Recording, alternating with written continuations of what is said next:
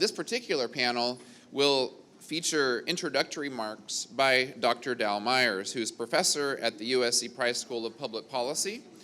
After he provides the context and framing for this work, the panel will begin. Dr. Jody Agues-Vallejo, who's an associate professor at the USC Dornsife College of Letters, Arts, and Sciences, will moderate the panel. She's also the associate director of the Center for the Study of Immigrant Integration. The panel will also include Dr. Darnell Hunt, professor and chair of the UCLA Department of Sociology and director of the Bunche Center for African American Studies. We'll also have Dr. Ed Park, professor in the Asian Pacific American Studies program at Loyola Marymount University, and Alberto Retana, who is president and chief executive officer of the Community Coalition. Please join me in welcoming our first panel and Dowell Myers to the podium. I was charged with the impossible task of describing what all happened before, how things are different today, and where we're going in the future. That's a lot to do in 15 minutes. But I have a whiz-bang PowerPoint that I will fly through so fast. But I have a couple of key points to make. First off, what do we call this thing? All those 4 names on top, I think all apply, and they really reflect different views. They're all true. Unrest, the riots, the rebellion, and Sayugu. So I want to address first then, back in 1992, what's been overlooked is the boom and the crash that preceded it that really set up an economic tension before the police tensions. And then the now, which is all the surprising changes that have occurred already, and then the hopeful future looks ahead based on some things not so hopeful, like the aging baby boomers, of which I'm a part, and then the homegrown generation that's going to save our bacon. But it requires some mature decisions and responsible parties that aren't yet forthcoming. But we have a future ahead of us that could be pretty good. So let me do all that quickly. So first, I found new data, courtesy of Fernando Guerra for LMU, Study LA. Yesterday they released it. And this is like, are riots likely to happen again in the next 5 years? And this is the survey data in 1997, next to that from 2017. Basically, everybody thinks there's going to be riots maybe likely coming in the next 5 years, and I think it shows they don't really know why they happened in the first place. They're just guessing. Because here's data on the state of race relations. And back in the left-hand bar there is what happened in 1997, and people thought it was bad race relations, and it matched up with likely riots. But now in 2017, you can see that the attitudes about race relations are much improved. Many fewer think it's going to be that it's bad relations. They still think riots are maybe likely in the next 5 years. I think they don't know why they happened in the first place. I'm going to show you why. So then, what people don't realize is the whipsaw that happened. And we didn't realize it back then because we were too close to it. But now in hindsight, we can see this. The whipsaw between the 1980s and the early 90s was just ferocious. It really disturbed everybody, all races in LA. And the events that unfolded were especially bad for African Americans. This is the change in the growth, employment growth. In the 90s, it had been roaring along at 100,000 jobs added a year in LA County. And then overnight, it pivoted and went south, losing 150,000 jobs in just 1 year. And then 100,000 each of the next couple of years. And that pivot point is immediately before the beating of Rodney King in spring of '91, and then the jury verdict in the spring of '92. So that's what set up a lot of economic tension. All those jobs brought population, and I want to point out here the 1980s was an extreme aberration. LA County grew by 1.4 million in a decade. That is exceptional. In the decade before, we only grew by 400,000. So we grew by an extra million in 1 decade. It put enormous pressure on people. And then it dropped off after that. It has never been repeated, never will be repeated. And that was an extraordinary event that occurred in history. Here it is looking at the population growth. I broke it down by city and suburb. It's pretty much even. The growth is going both places, both inside the city and in the LA County suburbs. And you see how it dropped off for all residents. That's the left-hand bars. And in the right-hand bars, I'm going to focus from now on young adults aged 20 to 34, because they're the new people in the labor market. They're the new people trying to find housing, and they're really facing things up front. And you see how their growth actually went negative in the 90s. And the important thing here is how the growth has slowed down and stabilized. And so now at the very end over here, if I can point to it there, you see how there's very little growth per year since 2000. So it's very stable, and it's a much more benign environment. Here's the population growth by race and ethnicity. You see Latino growth was what dominated in the 80s. African American growth is very, very low, virtually not growing. And then in the 90s, whites went way south, and blacks also departed. Again, these are people ages 20 to 34, because that's the key ages for entry into adulthood. And then more recently, since 2000, it's been slow growth for everybody. So it's a very stable environment. Unemployment wasn't so happy. This is going from 1980 to 2015. And you see the unemployment rates were the highest by far, twice as high for African Americans. And they were already rising between 1980 and 90, unlike other groups. And then after the recession hit, it just went through the ceiling. This 23% number is an underestimate, I think. But that was the conditions that were facing people. So then, on top of all these economic struggles, we then have police events going on. The famous video here, a clip from the video by George Holliday.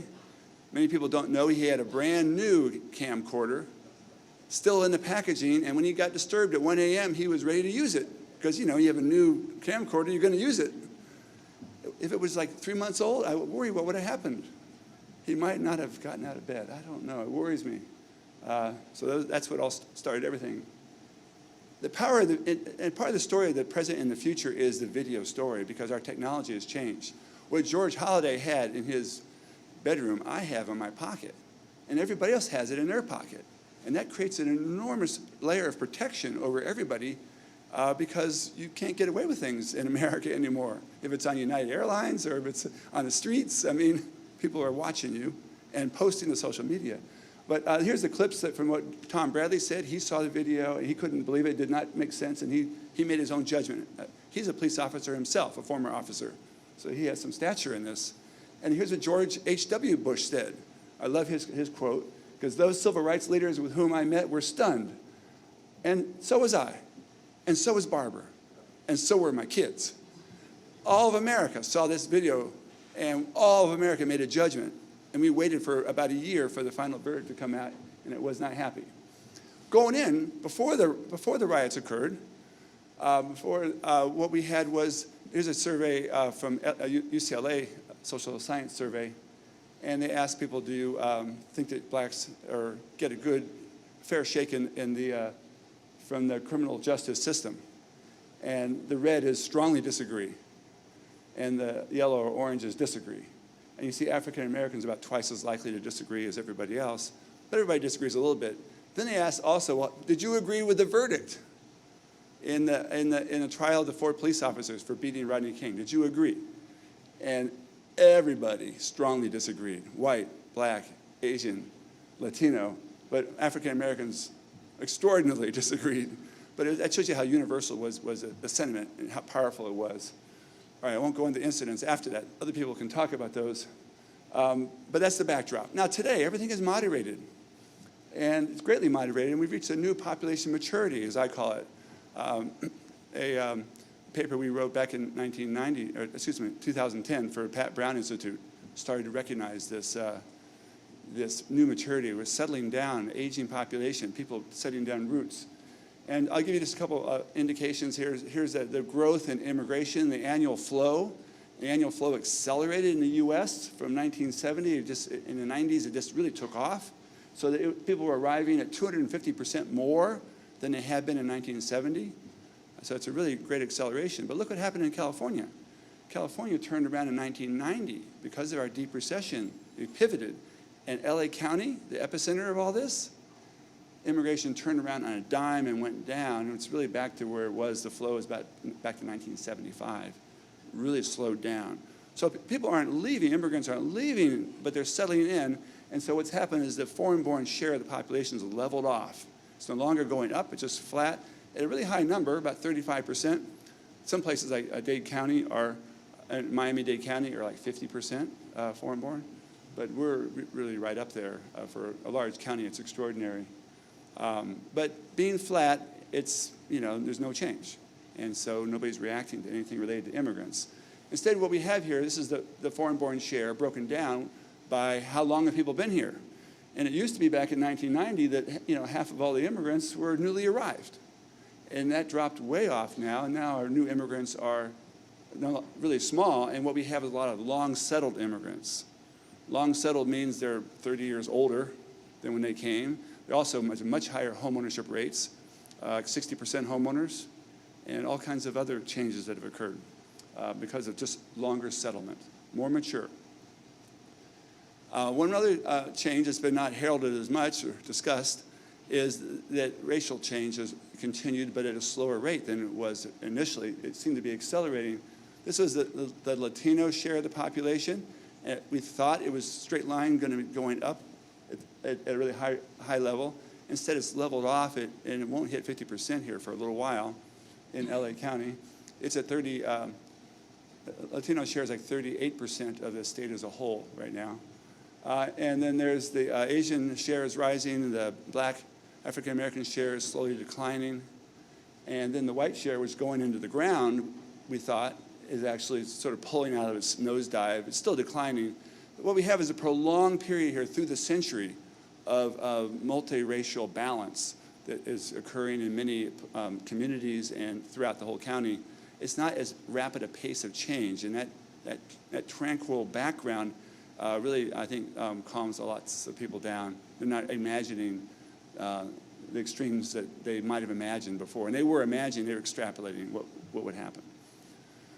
So now today with the police and the court system, just won't say anything about that, but I believe the power of cell phone video is really pretty powerful. And I have a whole paper on this title. It was just produced, and you can get a copy of the paper. The paper then quotes Connie Rice, who in 2014 published an op-ed supporting Chief Beck's reappointment. Connie Rice is a longtime civil rights attorney, and she thought they're trying hard, they're making big improvements. And the police are safer because of the community work they're doing than they were before. So it's really working, it's paying off. It's still lots of room to improve, she says, but it's amazing how much has changed. Okay, so the future. Really short, the future is simple. And the future is, well, I always joke that economists don't know as much as demographers. I'm a demographer. We can predict the future. Economists can't predict the interest rates a month ahead. They don't know unemployment rates. They can't do anything. Stock market, nothing useful. But demographers know that in 10 years' time, everybody in this room is going to be 10 years older. And I hate to tell you that, but lots of things happen in 10 years or 20 years. And so what I'm going to show you here is what was the population change between 1990 and 2010, right? In that time period, and by age group, and we see the green cohorts, those are the baby boomers, and the population was roaring in the late middle age, which is where the big income earners, the big taxpayers, spenders are located in late middle age. And the red cohorts there are the millennials. And now in the next 20 years, it's like night and day difference here with flips here. So now those baby boom cohorts are now crossing age 65, and all the growth is over age 65, and not much happening in middle age. So it puts a real premium on our young people, more than we ever realized before, because we really are counting on them. One way I show that is with what I call the senior ratio, that divides the number of people 65 and older by working age. So for every 100 working age, well, how many seniors do you have? And this is the ratio in California, the black line, and LA County, the green line. It was flat for like 40 years. Nobody noticed it. It was just flat, and now it's just skyrocketing because the baby boomers are crossing age 65. It's not rocket science. But it changes the climate of everything, and we're really dependent on these young people. By the way, who are those young people anyway? Well, a lot of them are here today. And the young people are living in California, and they're different than the young people of before. So there's a homegrown revolution. This is what I want to leave you with. There's a homegrown revolution that we didn't have before. These are people who were, well, we'll see. Look, first we'll look here. This is from 1980 to 2030. I have projections I've done also on the share that's foreign-born. And it used to be very high foreign-born, 70%, 80% foreign-born of Latinos and Asians, and it's been dropping off. This is the percent born in some other state in the US, like me, I'm born in Florida, and that's been declining. And instead, what we have in California here, among young people, ages 20 to 34, we had this growth of the homegrown. Extraordinary rise. So that Latinos are going over 70% now, native Californians. Native Californians mean they were raised their whole lives in California schools, growing up in California neighborhoods, and with their parents working at California jobs. And for a sample based in LA, these are largely Angelenos, native-born Angelenos with deep roots here. And this is what's going to be supporting the aging baby boomers, is those old guys who just figure out that they had to start voting better to support all the needs of young people because they totally depend on them. And I have a simple model I like to always show. This is my simple model. You can remember it. It's true in every society on the planet. Young kids are expensive. And they grow up to be young adults, and they're the new workers, the new taxpayers, the new home buyers, new consumers. They're the engine room of your economy, but you got to invest in them first. Then they get to be middle-aged, and when you're middle-aged, your prime job is to be the biggest taxpayers. You're supposed to pay the most taxes because you have the most money. And the taxpayers, their money goes to children, and it goes to seniors. And then the mature adults in 20 years' time, I know it's not a great prize, but you get to be 20 years older and receive all your entitlements too. So you take turns. It's how we work it in a society if we're well functioning. And when you have a homegrown population, we see the whole cycle playing out here for the first time. And so this is our future, which is a very good future if we'll just accept it, embrace those homegrown. So my conclusions, the early 90s were really unusual. We have a new reality today of a homegrown population made up of all 4 major ethnic groups. And now is the time when LA can truly become great if we invest in our young people. And the younger generation holds the keys for our future, but the older people really have to make the right political decisions. So thank you very much. One of the things, before I turn to the panel, that I want to underscore are really the social and structural mechanisms underlying the uprising. As Dowell mentioned, these patterns of immigration, structural changes in the economy that occurred in the 80s and 90s and even well before, policies of the city of Los Angeles that led to segregation, discrimination in the housing market, disinvestment in communities, and racialized policing. Again, all of these things that were set in motion before the 1980s. And also the broader messages about groups and opportunity that are disseminated throughout the media and in politics that have in part led us to where we are today. Just 2 years after the unrest, only 20 years ago, California was still in a recession. The immigrant population was growing, and the state was embroiled in Pete Wilson's re-election campaign. How many of you remember that? Anyone here? I was just a young girl at that time period, but it is seared into my memory. And Pete Wilson's re-election campaign blamed Latino immigrants for the state's economic ills, criminalized Latinos via media and politics, like Prop 187, which sought to deny benefits to undocumented immigrants and their children. And this was really a mechanism that the long-settled white population used to try to protect their group position in this, again, economic recession at a time of growing immigration. But the civil unrest and Prop 187, in tandem with the demographic changes that Dowell laid out, have brought us to where we are today, which is a state where inequality is growing, but also where we see growing interethnic coalitions and solidarity, and where leaders from South Central, where leaders who were the children of criminalized immigrants in the 1990s have ascended into positions of power in California politics, where they're drawing on these memories of exclusion that are embedded in the past to push forward these state-level and regional-level policies centered on economic justice and immigrant inclusion. So LA and California has changed a lot in these past 25 years, but this complex interplay of forces that have shaped where we are today are playing out in every town USA. My colleague Manuel Pastor is writing a book about this, actually just finally finished that book, right, Manuel? And today, Trump's criminalization of immigrant communities is reminiscent of Pete Wilson's California. Today, as Dowell mentioned, we're all George Holiday. Videos of racialized policing are captured and broadcast on a daily basis. Today, there's this older white generation that's fearing a loss of their group position in a society that's characterized by increasing racial ethnic diversity and extreme economic inequality. We have a younger generation that's coming of age and extremely worried about their economic prospects. We, LA, California, have been there. So I want to turn to the panelists who are going to discuss how some of these previous eras and movements have shaped the contemporary moment in LA. This moment that's filled with tremendous opportunity, but also much uncertainty. So the first question I'm going to ask you is really going to focus on the past and the present, and then we'll talk a little bit about the future. I'm going to start with Darnell. You study meanings. What did the riots mean in 1992, and how have these meanings, how do these meanings associated with the uprising resonate with you today? Wow, great question. Can everyone hear me? Great. Well, first of all, I want to say I'm really happy to be back at USC. It's been a number of years since I've been on this campus, but right across town, and looking out into the audience, it kind of takes me back to that moment actually, when I was here in LA in 1992. The first thing I want to say is that I agree with much of what Jody has said about California, LA. We've kind of been here. We've been through a lot of what the rest of the country is dealing with right now, at least in terms of questions of race and kind of conflict, competition between groups, that type of thing.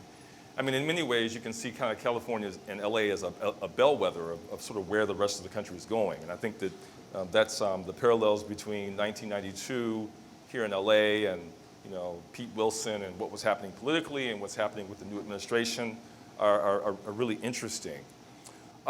Sociologists for years have attempted to make sense of urban unrest, what we call a particular manifestation of collective behavior.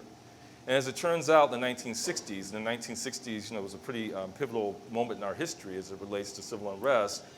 There were a number of important theories that emerged that attempted to sort of change the common perception of urban unrest, quote unquote riots, to get beyond seeing them as sort of knee-jerk mob behavior or these sort of reactions without thought, where people almost in a herd-like fashion just rush in to participate in action. Unfortunately, the mainstream media never really got that memo. And a lot of what we saw in 1992 in the coverage was sort of rooted in a 1940s, 1950s understanding of why it is that people take to the streets. So I kind of preface my comments with that observation because I really want to get at meanings and how people were making sense of the events. In 1992, I was a graduate student across town at UCLA. I had actually done my undergrad work here at USC, so I was kind of back and forth between two different places. But I was really familiar with this area. And it immediately struck me as an event that was crying out for understanding, because on the one hand, I could see the media sort of portraying the events in a particular way. I mean, there was a media frame that was more or less dominant. It was consistent with a law and order understanding of what should happen in situations like this. It was dominated by the breaking news format. There's a fire across the street. Someone is looting over there. And so in the process of this breaking news format, you couldn't really step back and try to figure out, okay, so why are people doing what they're doing? What is the context here? What is the history? How did we get to this point? That wasn't part of the dominant news frame. So people, by extension, were senselessly venting their frustration. They were destroying their own neighborhoods. And all of this was due singularly to the verdicts in the Rodney King beating case. All right, so that's kind of the dominant frame you get. And so what I want to do is kind of dig beneath that. So as a graduate student, it immediately struck me as, okay, here is a moment where I can get a sense of what people on the ground and elsewhere are thinking about this. And it really requires us to go beyond sort of just the triggers, if you think of the verdicts as the triggers, and to really get to the underlying dynamics. So there are a number of different things that have sort of been posited in the sociological accounts of why people do things like this. And they point to things like, of course, the structural strains, many of them that Dowell pointed to in terms of immigration, the whipsaw effect with the economy, unemployment, I mean, all the different things that put pressures on people's lives. The trigger, of course, the verdict that we talked about, the failure of social control. This was a huge narrative in a lot of the news coverage during the period. The LAPD aren't here. Why aren't they here? They've abandoned the community, the whole bit. And then from my point of view, more importantly, this notion of generalized belief. What did people believe? You know, why did they do whatever they did? So if you think about the dominant frame, of course, you get the notion of riots, which is the way we typically think of Los Angeles 1992. At least that's the dominant way it's described. President Bush, even though he was somewhat upset at the time about the video and the fact that he didn't understand the verdict, he nonetheless referred to the events as, quote, the brutality of a mob, pure and simple, which again is a reflection of this understanding of why it is people do things like this. And so if you think about alternative understandings that take into account structural strains, loss of jobs, disinvestment in inner cities, and of course all of the injustices that African Americans in particular were pointing to during this period. I mean, there was LaTarsha Harlan's, that incident, you know, around the same time as the Rodney King video, the George Holliday video was made public. There had been a number of cases involving unarmed black citizens who were shot by the LAPD, and in many cases, in most cases, the police officers got off. So there was this history that was animating a particular type of generalized belief for African Americans during this period. So when you look at African Americans, I'm going to focus on African Americans. I think that, you know, it was definitely a multiracial, multi-ethnic event, and people participated for lots of different reasons. And there were lots of meanings circulated as to you know, what this thing was and why they were participating. But if you focus on African Americans, many African Americans think of this event as a rebellion. And they certainly thought of it that way in the past, and I think they continue to think of it that way today. They point to things like the gang truce between the Crips and Bloods. If you look at the graffiti, for example, that was that cropped up around town during this period, a lot of it talked about Crips and Bloods together against the LAPD. So there was this notion that there was something political about what was happening. It wasn't just senseless venting of frustration.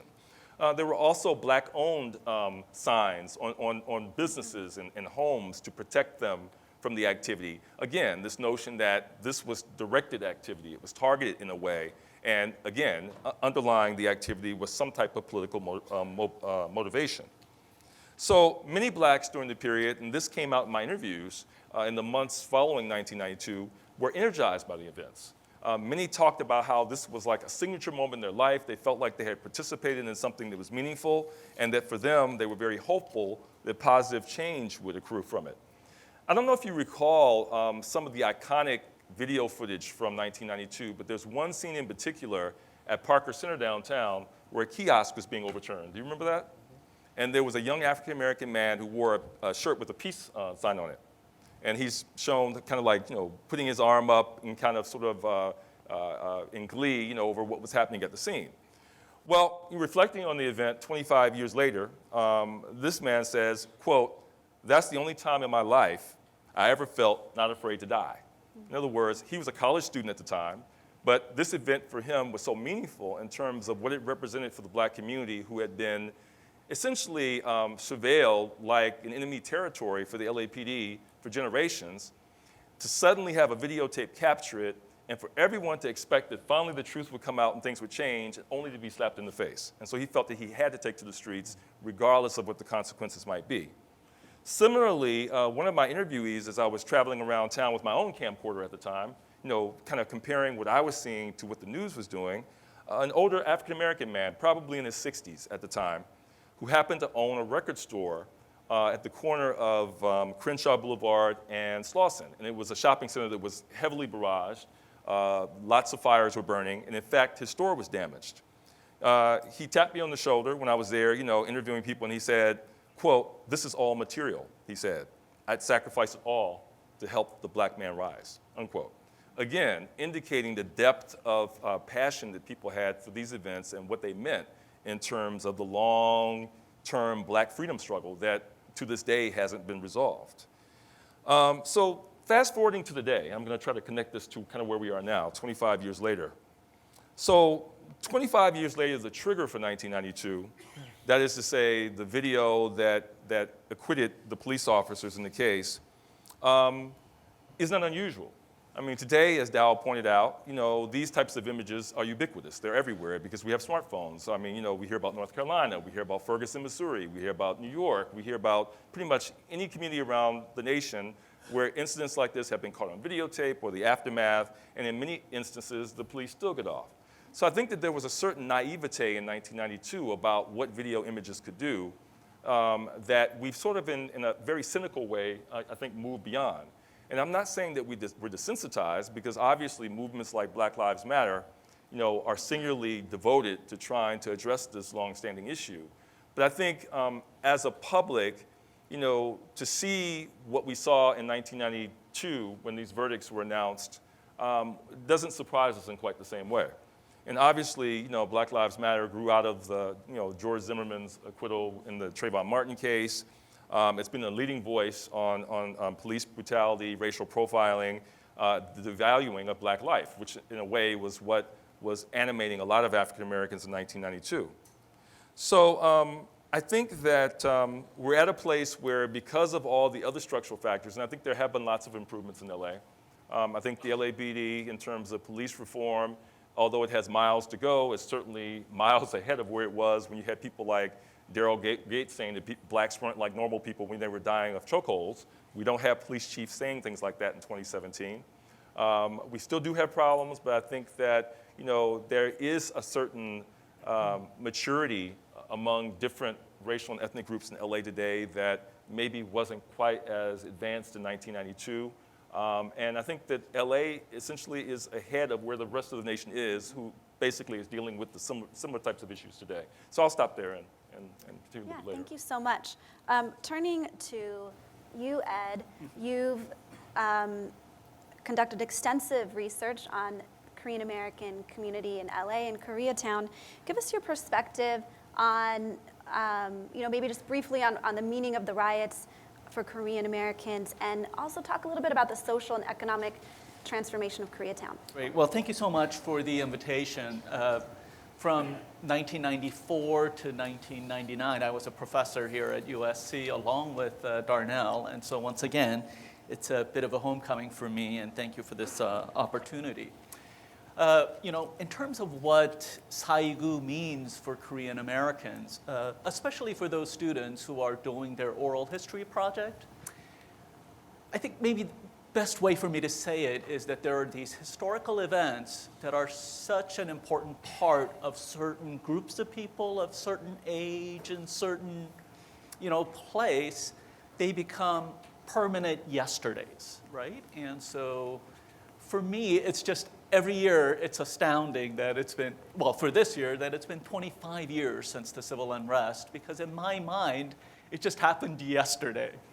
And with all the sort of the shortcomings of things that happened yesterday. And so Saigu is like a bit of a trigger term for me. And whenever that term is uttered, I just, feel the same anger, frustration, confusion. And those are qualities that are probably not good for academics to have, but I just feel them. It just doesn't seem it happened 25 years ago. I thought one of the most intriguing, Darnell, everything he says is intriguing, but one of the intriguing things he just said was this, this lament within the African American community in South Central LA, where's the police, right? And so Koreatown is implicated in this narrative because of that question, where's the police, right? And so for 3 days, 3 long days, LAPD was invisible in certain neighborhoods and hyper visible in others. And so Florence and Normandy, USC is closer to Florence and Normandy than Koreatown is. Financial District is closer to Florence and Normandy, the flashpoint of the civil unrest, than Koreatown is. Hancock Park is adjacent. So in other words, LAPD strategically decided certain neighborhoods were worthy of protection, other neighborhoods were not. And so the violence was allowed to continue unmitigated up South Central LA through Pico Union and to Koreatown. And so Koreatown in 1992, people were writing eulogies of Koreatown. Koreatown, LA is no more. And I think in many ways, Korean Americans themselves believed that as well. And the process of suburbanization that was already taking hold in Koreatown accelerated, and Koreatowns from San Fernando Valley to Cerritos to Diamond Bar grew in the aftermath of the civil unrest. Now, I think what's interesting is there are like two real estate developments that tell the story of rebounding Koreatown in fascinating ways. So in 2002, if you remember, the World Cup was being hosted by South Korea and Japan.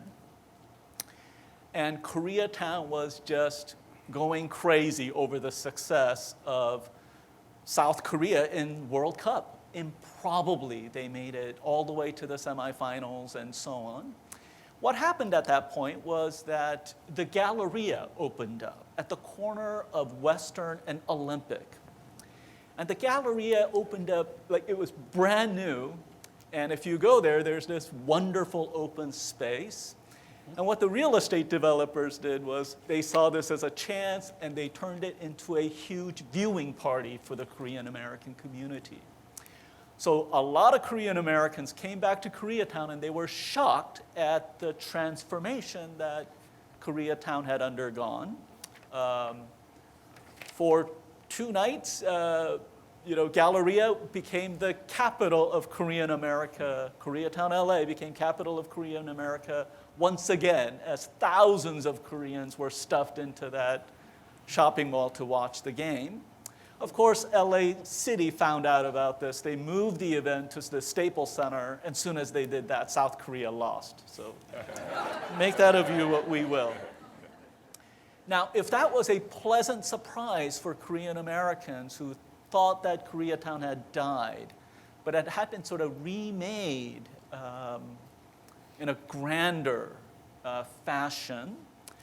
At 2010, the opening of Madang Court on Wilshire and Western sort of took that up to another level. And so if you go to Madang Court, which is at the corner of, once again, Wilshire and Western, when you get off that metro station, I encourage you to look east from that corner on Wilshire. And if you do so, you'll see no less than a dozen South Korean and Korean American banks that's been thriving in Koreatown and has remade Koreatown once again. The Madang Court development is anchored by the CGV movie theater, and it's right across the street between the right across the street from the Solaire high-rises, where an apartment unit sells for $1.3 million. And I would tell all the geographers and planners that, a wealthy South Korean could move into one of those units and just walk across the street, shop at the H Mart, go to the movies in the CGV theater. And I said, they could live as if they're living in Gangnam in Seoul. Before Psy's video, nobody knew what Gangnam was, but Psy changed that. And everybody now knows what Gangnam style is and how you could live in Koreatown now, surrounded by gleaming glass and steel. So after the civil unrest, one of the big ideas was that Korean Americans in Koreatown were living in an ethnic island, sort of politically cut off from the rest of LA, preoccupied with making it sort of economically, and they were in an island. My big fear is that they traded that ethnic island for something like a transnational bubble, right? Where their economic fate is linked more with what's happening in the South Korean stock market than what is happening in the broader Los Angeles community. I would say that the Koreatown is still thriving. The eulogy was the death of Koreatown in Los Angeles, right, was premature. And much of this, I think, is driven by the continuing Trans-Pacific investment in Koreatown. And so whether it's the HB5 visa, which is the millionaire visa that allows wealthy wealthy foreigners to invest in the US and get a green card, Koreans are the second largest subscribers of EB5 visa. Los Angeles is the #1 site of their investment. While the national news has made a big deal of the H-1B visa, another big visa is the L visa that allows foreign companies with substantial investments in the United States to bring their executives and managers. South Korea, once again, is the third largest subscriber to the L visa. #1 geography for that L visa is, once again, Koreatown, Los Angeles, where transnational companies are building all of that. So that's the economic side of Koreatown's transformation. On the political side, I think, if the big bookend is the election of David Ryu into city council 2 years ago. And so one of the most amazing sort of frustration in 1992 was the lack of voice within the Korean American community. The community felt that the politicians, the city council members, came around every election cycle for money and contributions, but they were nowhere to be found in this moment of crisis. And so it was amazing to see, as somebody who's a close observer of the community, that 23 years later, David Ryu was elected into city council. I think, though, an interesting discussion that we could have later on is what that portends. I think for Korean Americans, David Ryu, on his shoulders lies the aspirations of Korean Americans to make things right, to correct the mistakes and the misfortunes of our permanent yesterday. But for David Ryu himself, his constituencies lie across North Hollywood and Sherman Oaks. And so it's been an interesting sort of dynamic to see how David Ryu to Korean Americans is this sort of heroic figure. He makes all the suffering of this community, like he gives it some meaning, right? Yet at the same time, David Ryu is not just serving Korean Americans. He has to serve his constituencies. And I'm going to stop you right there Yeah. just for a minute, which I think is an important distinction that you make in showing how the transformation of the political elite is occurring and becoming significantly more racially Right. and ethnically diverse in Los Angeles. I'm going to turn to you, Alberto. You work with people on the ground in South LA at COCO, Community Coalition. Has there been progress since 1992, especially considering some of these demographic and economic shifts? And what are some of the intergenerational dialogues that are occurring between longtime residents and today's youth? Yeah, and we get together and talk, and it's going well. Just kidding. Listen, just got to warm myself up. Good morning. I'm glad to be a part of this Benetton panel representing the Latino, non-Afro-Latino community up here. I'll do my very best to share our perspective. I won't do my best to do that. That's not my job, but it is great to have a panel, to have our different voices. When I think about April 29th, I think a lot about it being at least we think about at Community Coalition as a temperature check, an opportunity to take our collective pulse as a city, much like we should do with all tragedies, take a pulse and see how we're doing. And I know that in the beginning slides, we reviewed the LMU study about the potential of a new unrest. And certainly we're all here pontificating on that fact, or on that prediction. But our job here is not to predict riots, it's to prevent them. And I think that that's hopefully the takeaway, one of the takeaways that I want to pursue in our conversation today. And that the work that we've been doing over the last 25 years, I believe has seen progress, though one of the family members of the victims, of whom which I will not name, was visiting our exhibit, which I'll talk about later. And from her vantage point, things are still problematic today as they were then, referring to our place as a police state. And so perception really runs the game. But I hope to share a couple of stories that will prove that we've had some great victories in this last period. I think my main point here, before digging into the story, is that we have had a progressive renaissance in Los Angeles since 1992. We've had some significant organizations that have grown, policies won, and coalitions formed. It's an exciting time to look at LA today and California today versus where we were 25 years ago. It was mentioned in the beginning around three strikes law and anti-bilingual education and anti-immigrant laws, and all of these laws, anti-affirmative action is still one we have yet to tackle. But these are all policies that were passing at that time. 5 years before the unrest, there was Operation Hammer, mass arrests of young black and brown men, particularly African Americans, but also brown folks too, using the Memorial Coliseum as a staging ground where 1,400 arrests would take place over the course of a weekend, just 6 years after the Olympics. Here we are, a few years before 2024, hoping to bring the Olympics back. Are we really taking on the issues of justice? I think we've taken on some good ones. And so let me share, actually, one more story before that.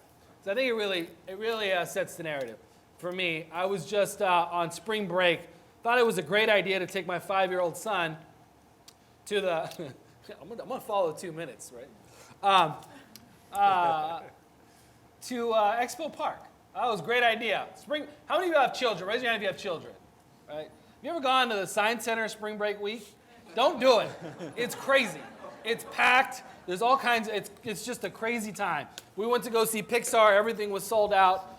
So we decided to go to the LA exhibit instead. It was a beautiful installation of Los Angeles, you know. And he's like, why are we looking at all these pictures of Los Angeles, you know? And, well, because it's where you live, you know, it's great. And then we got to this big wall. It's an amazing wall. Topographical, have you all been to that exhibit? Topographical map, Google map of LA. It's cool. He's like, oh, okay, that's what it looks like from heaven, right? Yeah, kind of. Except that, and it was beautiful, like Culver City had a little sign. Baldwin Hills, well, I was like, okay, South LA, sort of in the mix, has a little sign. Huntington Park, Hawthorne, Compton, Inglewood, Baldwin Hills. Guess what? California Science Center had a big mark on the map, too. It's really exciting. But in the middle of all that, where the Science Center is a big donut hole, there is no name of South Los Angeles. And that, to me, is reflected. It really hit me, and where we are 25 years later, that we can mark the Science Center but not identify South Los Angeles. Are we ashamed of the city we live in that we can't even acknowledge where it is? That, to me, is a sign of the lack of progress that we have made as a city, that we all have to really come together and fight. So how do we come together? I think it's very simple, actually. It's not rocket science. So the last story for you we'll share. In 2008, we believe at Community Coalition, learning the lessons from Dolores Huerta and the sharecroppers in the South, as well as Organized, that the movements are built in living rooms, that you have conversations in living rooms to find out what the real problems are. The data's great, but the real data comes from the people that have lived experience, I believe, and we use this other data to help support that. It's not pretend that data is completely neutral, right? And so we asked them, what do they want to see changed on the corner of 39th and Western? Not too far from here. There's a park called MLK Junior Rec Center. I've never been to MLK Park, but beautiful little park next to a elementary school, next to a library that has the first solar panel in the city. Great library.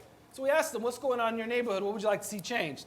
And they said, guess what? We have a brand new Little League going on at the brand new Dodger field that was built. But we don't want to sign up our kids because we're afraid. Well, what are you afraid of? We're afraid of the crime. And not only that, there's a liquor store across the street that's unregulated, that lets people drink, sells young minors alcohol. And right next to that liquor store is a vacant lot. And in fact, the park is kind of a problem because the staff is rarely there. The rec center is closed with asbestos. There is no lighting. There is no place for people to play. The field is torn up. We want to have an impact on the park. We also want to beautify our community. We know that the city's not going to solve everything, so we need to clean up the vacant lot and clean up the city. And we also need to make sure that we regulate that liquor store. So in the conversations with homes, we took it to other homes, asked other folks, found out that that was a real issue. So we started to organize, and we put pressure on then Mayor Antonio Villaraigosa to do something about that park. And it wasn't easy. I mean, we had to do a couple of pickets, we had to get the media involved, and eventually, through the course of organizing, by getting people together to demand change, we were able to bring about action at that park. And let me be clear about these living rooms. It was black and brown folks, to answer your question, specifically working together. Folks that we think about tensions and getting better, sitting, speaking different languages in the same language, identifying the same problems that they wanted to see changed. So after about 6 months of adamant pressure, we were able to win a few victories. Number one, the city invested in the park. So now, today, there's lighting. There's more than one staff. There's a full staff of folks at the park. We have a soccer field. We have the asbestos was cleared out of the rec center. And now Community Coalition runs 3 exercise classes out of the week to challenge the obesity in our neighborhood. That, to me, is a sign of progress on 39th and Western that I think is worth sharing with all of you today. No, I think Every year, no, I'm taking my time. Every year, we have a concert there. And I invite you all to that concert, because that concert is indicative of the victories we made. Now, don't get me wrong. The neighborhoods there are going to tell you there's still violence. They still feel unsafe. There's still unemployment. This is so important because it speaks to the Korean story. I have to do this. I'm sorry. The Korean liquor store owner, Mr. Park, was really upset that we were picketing him. But he also did something about it. He changed his sign from a liquor to a market. That's a really important aesthetic shift, right? But it wasn't not just the aesthetic shift he made that made this fight so meaningful and the concert I'm going to tell you about. But he started to partner with us and another organization called CSU to sell organic produce out of his liquor store. This is one of the first corner stores in Los Angeles to do this work. So here we have Korean, black, and brown working together to bring about organic food to the community and help organize a concert that we have every year called Power Fest. Happens every Labor Day weekend, and after the first one, I'll never forget, and this is where I'll end the conversation.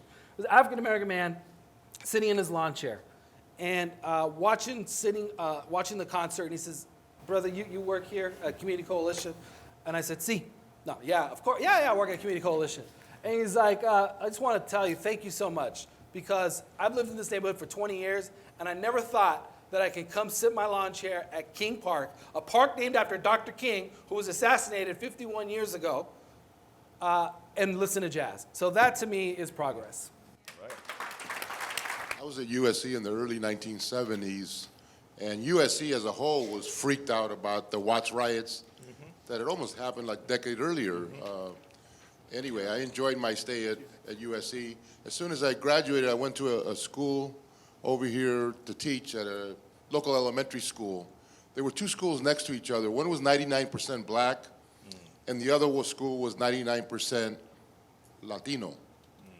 I was organizing to try to help the community a little bit, try to get rid of the principal, a racist principal, and I got kicked out of the school because, and they were actually started to, I guess, expel some of my students to the Vermont elementary school that was 99% black. So it was like real interesting. It was an awful time during those times. There was such segregation in the early 70s. And like I said, USC, I'm surprised that it stayed. I think it did the right thing to stay, but there was talk about going to Malibu.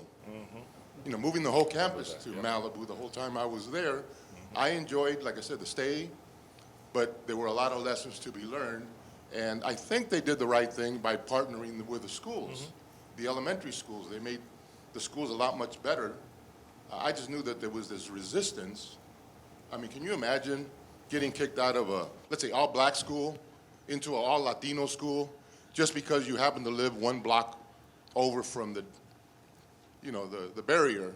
Or the same thing with a Latino, going from a 99% Latino school to a 99% black school.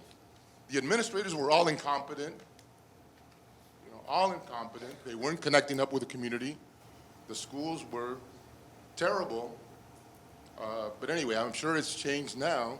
I just want to let that out basically because it doesn't really get much notice. But one last thing, and I'll cut so you can. In 1992, there was 3 racist measures in Santa Monica. And I say Santa Monica because right now, there's like 300,000 people in Santa Monica. They all don't live in Santa Monica. Santa Monica has a population of 80,000 people. But right now, there's 300,000 because of their jobs. They're going in. At the end of the day, they're all leaving because they don't live in Santa Monica. And by the weekend, there'll be 500,000 to 700,000. There was 3 racist measures. I only mentioned one of them. One of them was if you were a young kid, 14, 15-year-old, black or Latino, or Asian, I guess if there was any Asian, mostly black and Latino, you were targeted. The cop can go up to you and say, how much money do you have? If you don't have $20, they could basically arrest you for loitering at the Santa Monica Promenade. Unbelievable that this would happen just before the rebellion. So it was in the air, this whole racist notion that the city of Santa Monica is very progressive, you know, could have a law that would pick up a kid at the promenade, and if they don't have any money in their wallet, that means they're loitering. And the same thing with the homeless population. It was illegal to sleep at the park in Santa Monica. Right, I think you make a good point, which is that these kinds of laws were present throughout the city of Los Angeles, not just concentrated in one area. It was illegal to sleep in the city of Santa Monica in a park. On the Just a couple education, years before the rebellion. on the education front, I really appreciate you raising that. You know, at Community Coalition, we have a youth leadership program where we organize the African American Latino students together, really our job is to build nexus of power between our communities so that we can have an impact. And some of the schools are pretty mixed. Some of the schools, like Fremont, it's completely flipped. But our job is how do we create space for us to organize? But there is a tragedy happening right now in one of our schools. I don't know how many of y'all have Horace Mann Middle School, right? Yeah. Horace Mann is near the Hyde Park neighborhood, well, a little further east, but it's near Western and Florence. It's just further down as Hyde Park. It's a high violent, high crime neighborhood. Horace Mann. It's a school built for 1,500 people. Right now, there are 300 students that go to Horace Mann out of those 1,500 slots. That, to me, is a travesty. The other part of the travesty is that Horace Mann, is also the pickup place for where kids get bussed out to 15 other schools. And so what are we doing to make sure that our schools don't become drivers of displacement as well, that they're actually serving our kids? So our students, and Community Coalition is taking a hard look at, and UCLA is taking a hard look at this. Yeah. UCLA and USC need to form a nexus of power like black and brown people do around the school to really bring about the success that those kids deserve. But our kids get together and they fight. They fight for justice. And so in 2005, they won a policy to place all kids on a college prep class out of resistance. After 5 years of organizing and a year of intense struggle with the district, we were able to pass that policy. Big victory for LAUSD. What's left for us to do looking towards the future, because we've won a lot of policies, banning the box, minimum wage, Prop 47, Prop 57, immigrant rights. We won a lot of policies in California and in LA. But I think the next stage of our fight has got to be to make sure that we move that policy to practice and that we put the resources where it's needed. And so I challenge all of us in this room to not just celebrate the progress we made like at 39th and Western, but resource it and make sure that Horace Mann becomes a celebratory story 25 years from now and not a deserted building like the schools, much like Detroit. Yeah. I appreciate you bringing up what we need to do in the future. On that note, could each of you just take 1 minute? I'm going to keep you to this time. 1 minute and just say one thing that you think that centered on the work that you think needs to occur in LA as we move forward in the future. Well, maybe I'll jump in. So I'm a cautious optimist. I mean, I believe there's a lot of best practices and takeaways from the experience of LA, given where we are today compared to where we were 25 years ago. And what I think is strongest about LA is our diversity. I think we need to embrace that. We need to celebrate that. We need to do whatever we can to facilitate, connections between different communities in the same way that some of the communities who were implicated in 1992 have done since then. So what we really need, because we're like an island in many respects, in a national sea of turmoil, of things that are really kind of harkening back to where we were in 1992. So I think we're going to need to build coalitions. We're going to need to build movements. We're going to have to build on the best of movements that currently exist and figure out ways to find commonality across these different efforts to really move the needle, because it's going to require a lot of work. It's going to require a lot of pressure. I think the good thing is that we're in a place now where I think we at least have a sensitivity to what the issues are and what it will take. But I think the devil is in the details. The proof is in the pudding. We're going to have to actually move forward and do some concrete things to keep us moving in the right direction. Yeah, I mean, I absolutely agree that this sort of coalition, multiracial coalition work is important. I think one of the most empowering things that's happened is the organizing around immigrant workers. And so, it's been a while now, but the drywall strike that happened, that called for a living wage, the alliance between Korean immigrant workers advocates, back in those days, that's what the organization was called, and Local 11 around LA Hilton organizing, where a South Korean company bought Hilton. First thing they did was to fire all the Latino unionized workers, and then Korean Immigrant Workers Union stepped in with Local 11 to engage in organizing to get those workers back. That's crucial. I think the other real crucial issue is I was going on about this sort of transnational bubble that is Koreatown and the economic boom that's occurring. The downside of that, of course, is the escalation of housing prices and the rampant homeless problem that exists in the city. I don't think it's a surprise that the geography of where the city channels its homeless population coincides with those parts of the city that was allowed to go through destruction during the civil unrest. And I think the city leaders are playing a very dangerous game. And I think what they need to do is think about how to constructively address this homeless issue. Otherwise, I'm just afraid it'll become the next big flashpoint of urban civil disturbance here in Los Angeles. How many data folks are in here? Raise your hand if you're a data research person, analyst. Really high?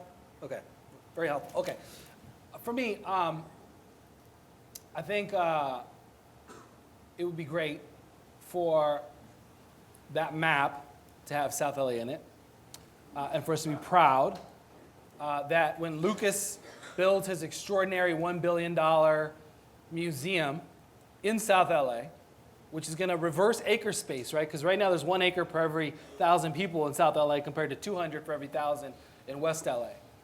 And that the acreage that comes with that, that not displace folks, but that embrace folks. That's the vision I want to see. And that it's going to require everybody here to make that happen. I saw Alicia Mulholland earlier. I don't know if she's still here. A data person who was critical to the work in King Park. And this moment is ours right now. It's going to require every single one of us to get uncomfortable and push ourselves and do the kind of work we need to ensure that Lucas Museum, which we're in support of, becomes a moment of opportunity that puts South LA at the front, and that we challenge inequality in this city by investing in equity and investing in communities like South LA first instead of last, as we've done for the last few hundred years in our region. So that's what I see as a success. Very good. I want to thank all of you so much for sitting on this panel. Embrace, not displace. I love that. And encourage all of us to think about these moments of coalition as we work towards equity and justice in LA.